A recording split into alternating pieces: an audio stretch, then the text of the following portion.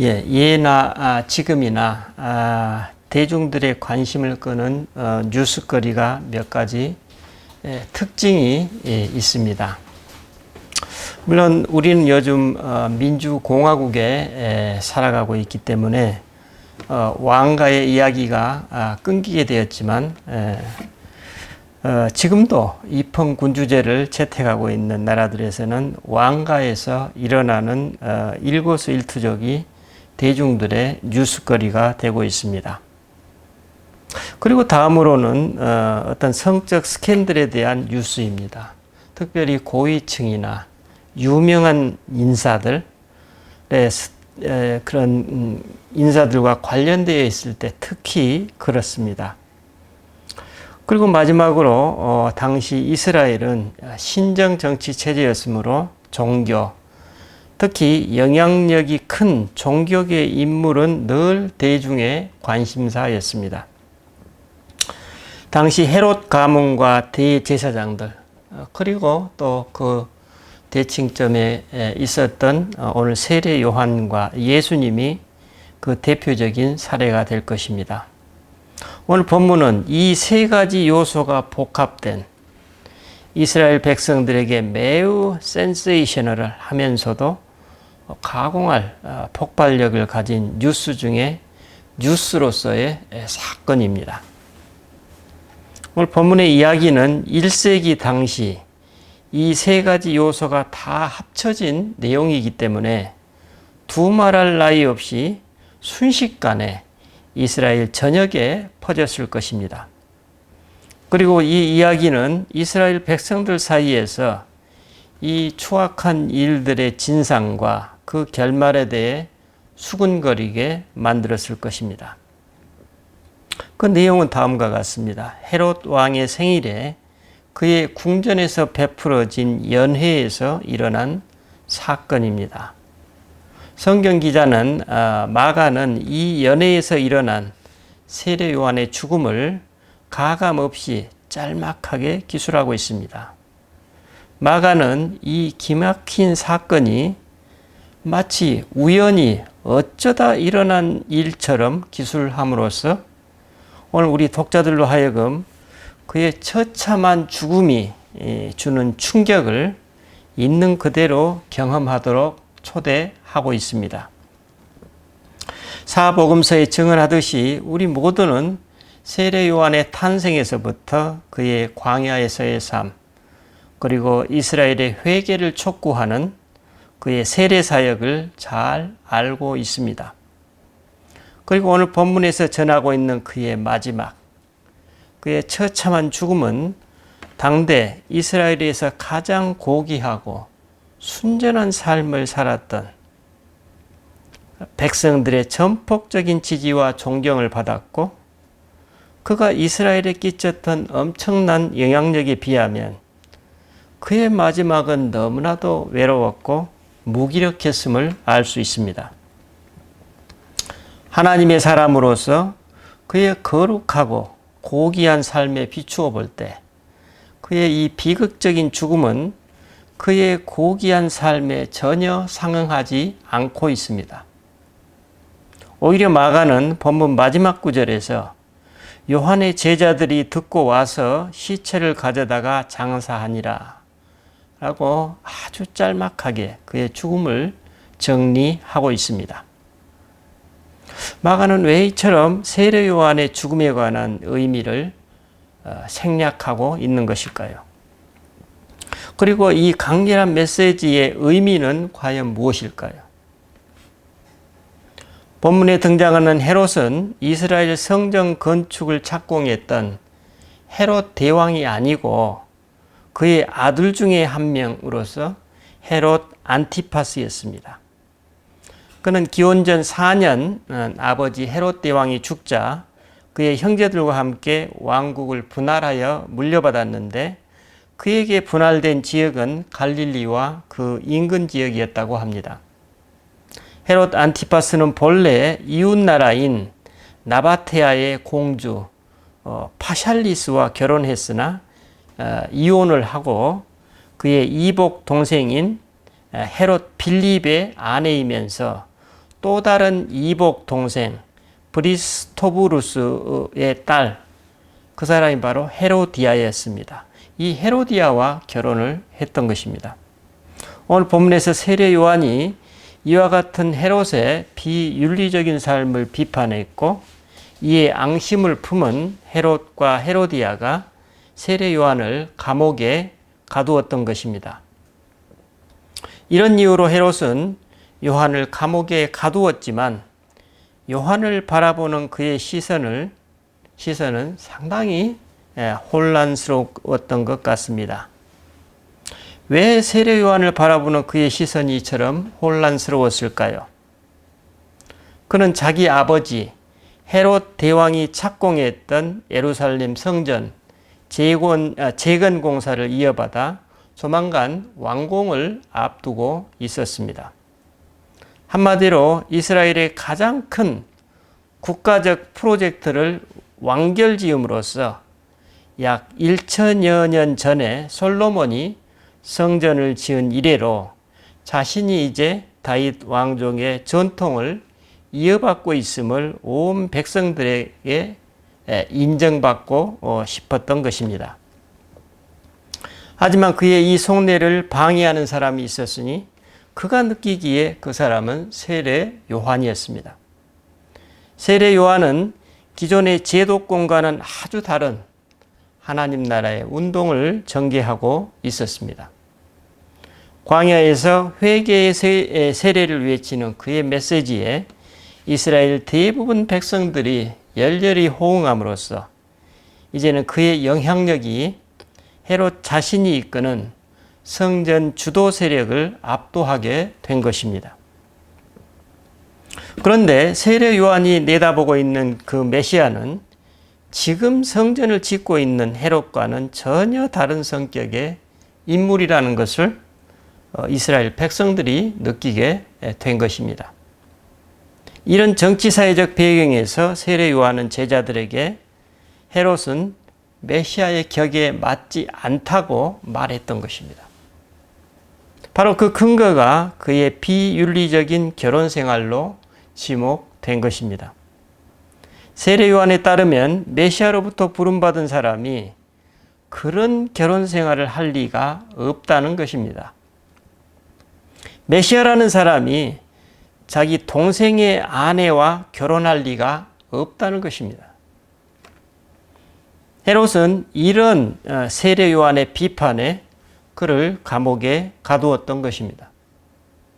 그런데 막상 요한을 감옥에 가두었으나 그는 정치적인 사고를 하지 않을 수 없었고, 그의 정치적 입지는 이스라엘에 대한 세례 요한의 엄청난 영향력을 무시할 수 없었던 것이죠. 만약 그를 함부로 처형했다가 이후 일어날 수도 있는 엄청난 정치적 후폭풍을 그는 두려워하고 있었던 것 같습니다. 그래서 그는 요한을 의롭고 거룩한 사람으로 알고 두려워하였으며 그를 보호했다고 전하고 있습니다.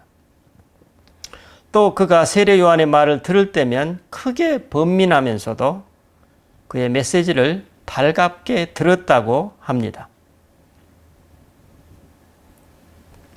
바로 이 점이 정치인으로서 헤롯이 갖고 있었던 세례 요한의 양가 감정이었습니다. 하지만 그의 아내 헤로디아는 어떻습니까? 요한의 비판에 자신의 수치심을 자극받은 이 헤로디아는 세례 요한을 철천지의 원수로 여겨서 호시탐탐 그의 처형을 할 수 있는, 그를 처형할 수 있는 구실과 방법을 모색하고 있었습니다. 그런데 헤로디아가 보기에 요한을 처형할 수 있는 절호의 기회가 지금 다가오고 있었습니다. 아마도 그녀는 남편 헤롯의 허영심과 분별력 없는 판단력을 이용하려고 했던 것 같습니다.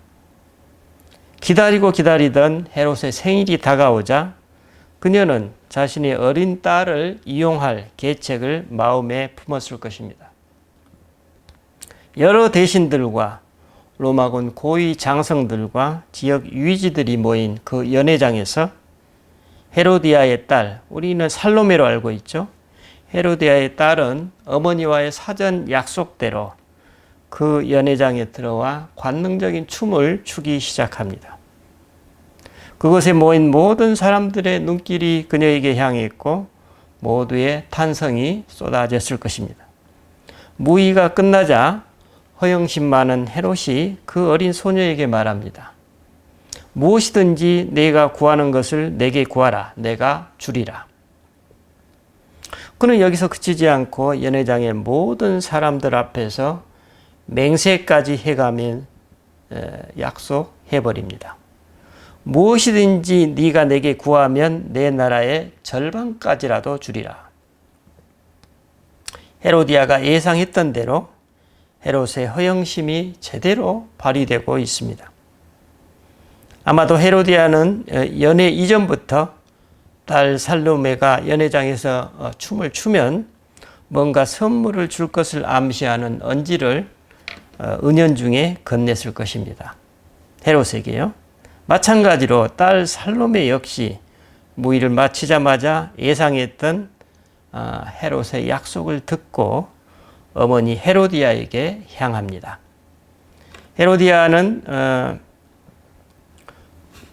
헤로디아와 이 소녀는 서로 간의 교감 속에서 이제 소녀가 헤로디아에게 묻습니다. 내가 무엇을 구하리이까?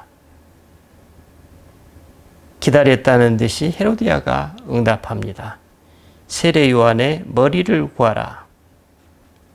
그런데 어린 딸은 아무런 생각 없이 어머니의 이 말을 듣자마자 급히 왕 앞에 나갑니다. 모든 사람들의 눈길이 어린 소녀의 입술에 모아집니다. 그 침묵의 정막 속에서 어린 소녀가 말합니다. 세례 요한의 머리를 소반에 얹어 곧 내게 주기를 원하옵나이다. 흥겨웠던 연회장의 분위기를 완전히 뒤엎어버리는 어둡고 무거운 침묵이 온 연회장을 뒤덮었을 것입니다. 뜻밖의 요구, 전혀 뜻밖의 요구. 일시에 급습을 받은 헤롯이 그 내면을 어찌할 바를 모릅니다. 그는 자신이 어떤 잘못을 했는지 되돌아보지도 못하고 어떻게 이 사태를 수습해야 하는지에 대한 아무런 모색도 하지 못한 채 방금 자신이 어린 소녀와 연회장의 모든 사람들 앞에서 했었던 그 허황된 맹세에 완전히 결박되어 버리고 맙니다. 우리가 요즘 영분별의 원리에서 그 규칙 14에서 배우고 있듯이 헤로디아 안의 악한 영은 헤롯의 가장 취약한 부분을 파악하고 그 약점을 정확히 공격했던 것입니다. 그리고 헤롯은 그 공격에 완전히 무너지고 맙니다. 헤로디아 안의 악한 영은 이처럼 아주 은밀하고 치밀하게 모든 일을 기획하여서 헤롯과 그의 딸을 뒤에서 조종하고 통제했던 것입니다. 마가는 이런 상황 속에 헤롯의 실존을 이렇게 표현합니다. 왕이 심히 근심하나 자기가 맹세한 것과 그 앉은 자들로 인하여 그를 거절할 수 없었다. 허황된 자기 맹세의 포로가 된 헤롯이 시위병에게 명령합니다. 요한의 머리를 가져오라. 그러자 시위병이 나가 감옥에 있는 요한의 목을 베어서 그 머리를 소반에 얹어다가 소녀에게 가져다 줍니다. 그리고 그 소녀는 머리를 얹은 소반을 그 어머니에게 갖다 주었다고 전하고 있습니다. 어떻습니까? 오늘 나는 이 처참한 삶의 현장에서 무엇을 어떻게 느끼고 있습니까? 이 죽음의 현장은 말 그대로 리얼리티 그 자체로 하나님 부재의 세상을 그대로 드러내고 있습니다. 속된 말로 이 개의 죽음의 현장은 그 자리에 모든 사람들을 침묵 속으로 몰아넣었습니다. 하지만 그 엄중한 침묵의 메시지를 받아들이고 그 메시지를 드러내는 사람은 아무도 없었습니다. 그 죽음의 현장 리얼리티 자체가 하나님 부재의 실상입니다. 권력자의 천박함, 잘못인 줄 알면서도 바로잡지 못하는 한 인간의 비겁함, 악한 영에 완전히 포섭되어 악 자체가 되어버린 한 여인, 권력자 앞에서 오금을 펴지 못하는 인간 군상들, 감각 없는 소녀의 무심함. 세례 요한은 자신의 이 처참한 죽음을 통해 이런 인간 군상들의 무기력과 무감각을 드러내고 있습니다. 하나님의 나라와 하나님의 의를 위해 일평생을 살아온 그의 최후의 상황이자 삶의 현실입니다. 오늘 본문은 당시 인간의 삶의 그 처참한 현실을 있는 그대로 보여주고 있습니다. 죄 없는 인간의 머리를 구하는 인간, 소녀의 철없는 요구를 거절하지 못하는 인간, 그의 삶의 현실을 넉넉히 구경만 하고 있는 인간들, 인간의 파국, 삶의 파국, 총체적 파국의 실상입니다. 하나님의 부재, 인간의 부재, 지혜와 지식의 부재, 규율과 질서의 부재, 양심과 생명의 부재입니다. 세례 요한은 자신의 출생에서부터 방금 자신의 죽음에 이르기까지 자신의 모든 것을 통해 오실 메시아의 길을 닦았던 것입니다.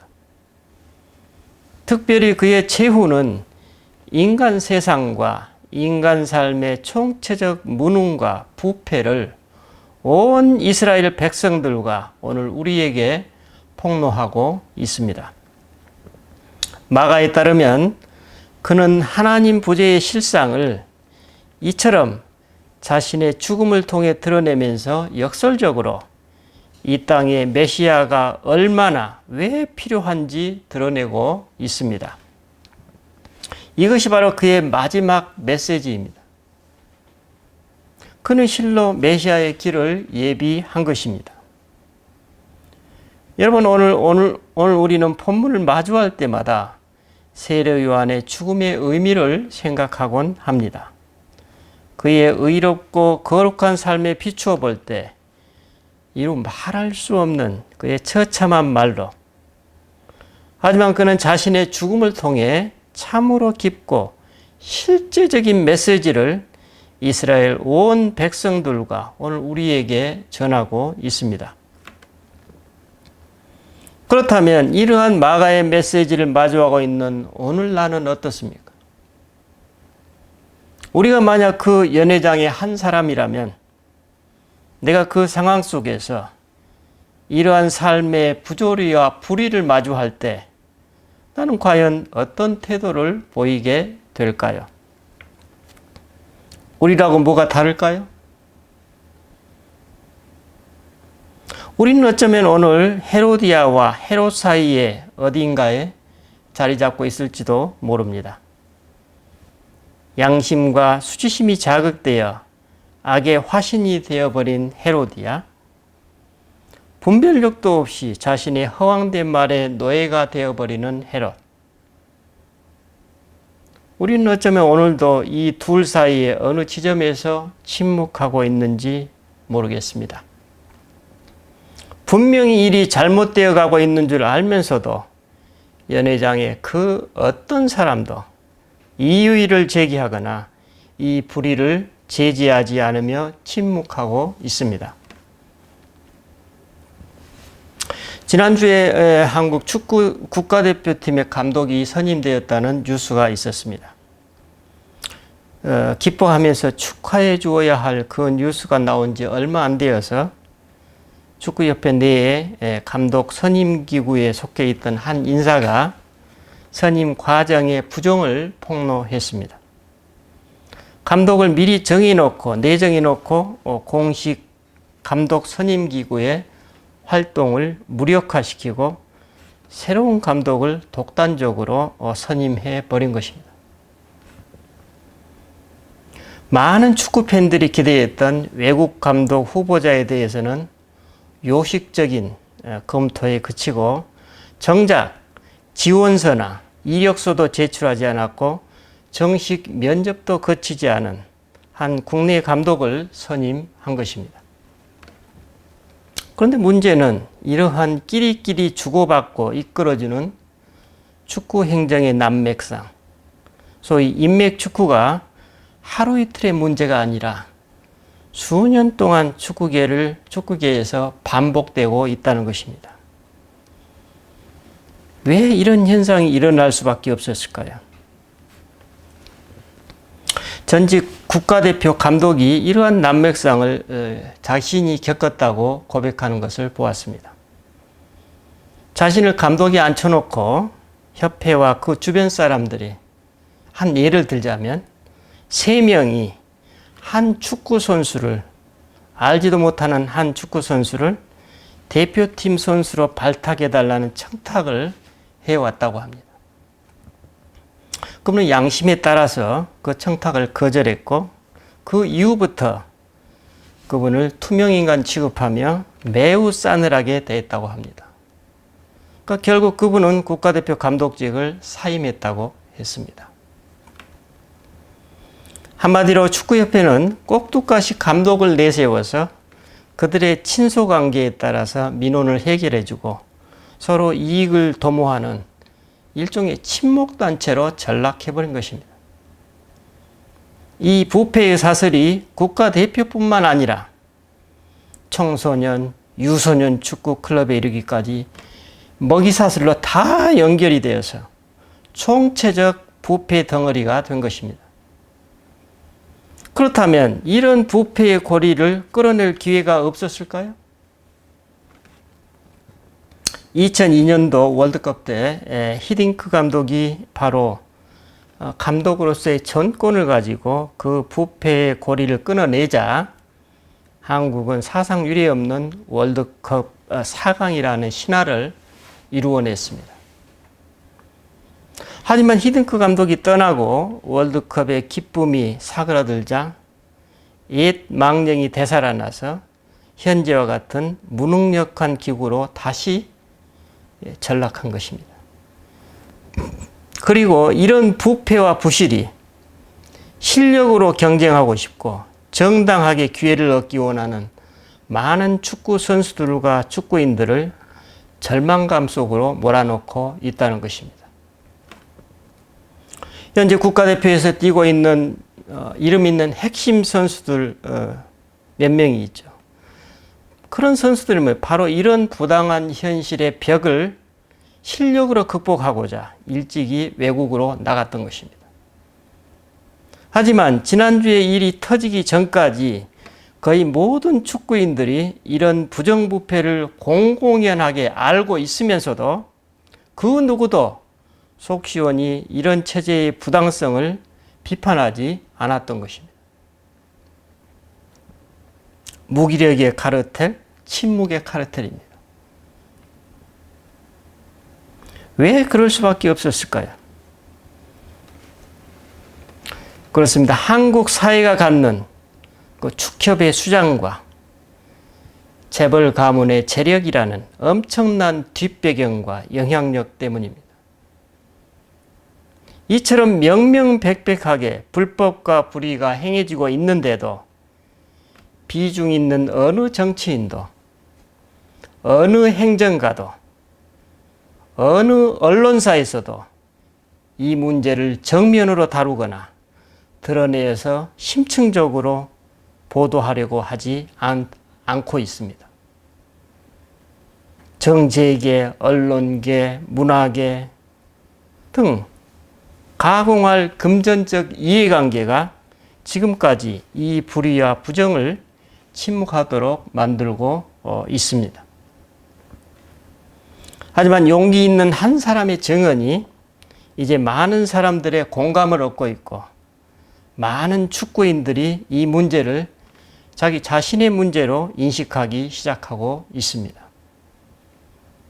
사실 우리 각자도 이와 유사하게 내가 관여하고 있는 내 생업의 영역에서 직간접적으로 이런 불의와 침묵의 카르텔에 동조하거나 묵인하고 있지는 않은지 살펴보아야 될 일입니다.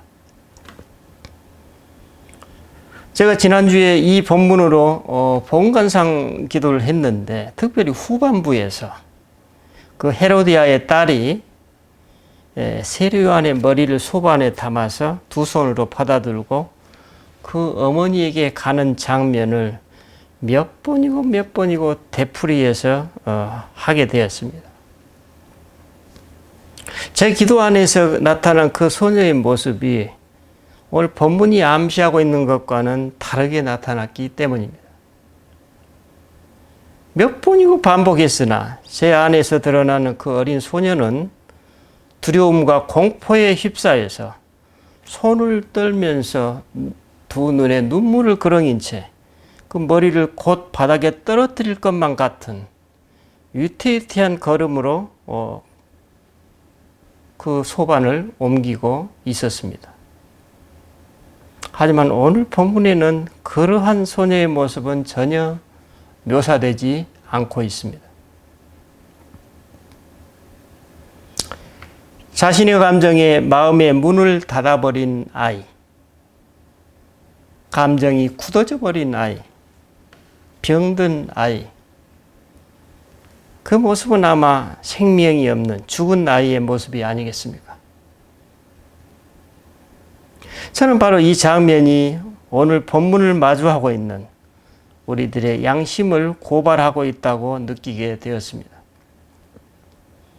어쩌면 우리는 이 소녀가 보여줄 수 있는 어느 한 지점에 서 있지 않겠습니까?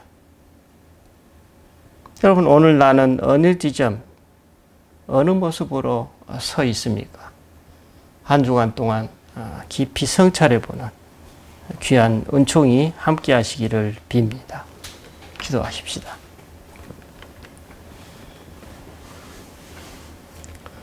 주님, 우리는 오늘도 내가 살아가고 있는 삶의 영역에서 모양과 형태는 다르지만 이 기가 막힌 삶의 현실들을 오늘 우리도 똑같이 경험하고 있습니다. 우리도 역시 그 연회장에 있었던 그 귀인들처럼 침묵의 카르텔로 동조, 묵인, 방관하고 있지는 않은지 모르겠습니다. 주님, 오늘 만약 이 메시지처럼 우리가 그 침묵의 카르텔에 동조한다면 우리는 오늘 세례 요한이 보여주고 있는 그 침묵의 메시지를 영원히 이해하거나 받아들일 수 없을 것입니다. 주님, 우리가 세례 요한의 그 생명을 바쳐 전하고 있는 그 메시지를 오늘 내 존재와 삶 속에서 깊이 묵상하고 육화시켜서 내 존재와 삶을 통해 온전히 응답하려는 하나님의 사람들로 우리를 삼아 주시옵소서. 감사드리고 우리 주 예수 그리스도 이름으로 기도드립니다. 아멘.